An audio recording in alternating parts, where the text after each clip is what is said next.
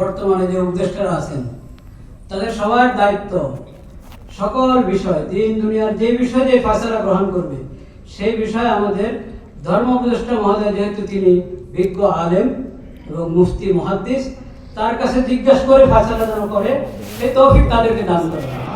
সকল সংস্কার এবং সমস্ত আইন কানুন সব কিছু যাতে এই বিজ্ঞ মুফতির মাধ্যমে নজরসানি করানো হয় সেই হিম্মত এবং সেই তৌফিক তাদেরকে দান করে। আমিন।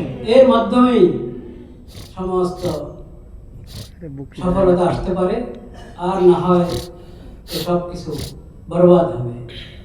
ইয়া আল্লাহ, আজকে যে ইমাম সাহেবগণ, যে হাফেজ ভাইরা, যে আলেমরা যারা সিরাত সম্পর্কে এবং হেফজের উপর ইমামতের উপর পুরস্কার গ্রহণ করলেন, আল্লাহ এই পুরস্কার তাদের জিন্দিগির বরকতের জরিয়া বানিয়ে দেন। এ আল্লাহ, এর দ্বারা যাতে কারোর মধ্যে কোনো অজব পয়দা না হয়।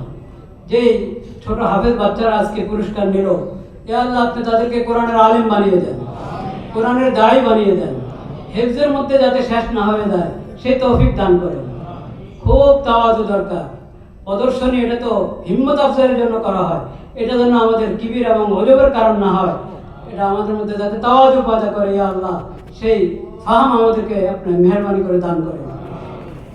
আজকের মজলিসের মুনতাজিমিন সবাইকে আল্লাহ আমাদের পক্ষ থেকে জাযায়ে খায়র দান করেন।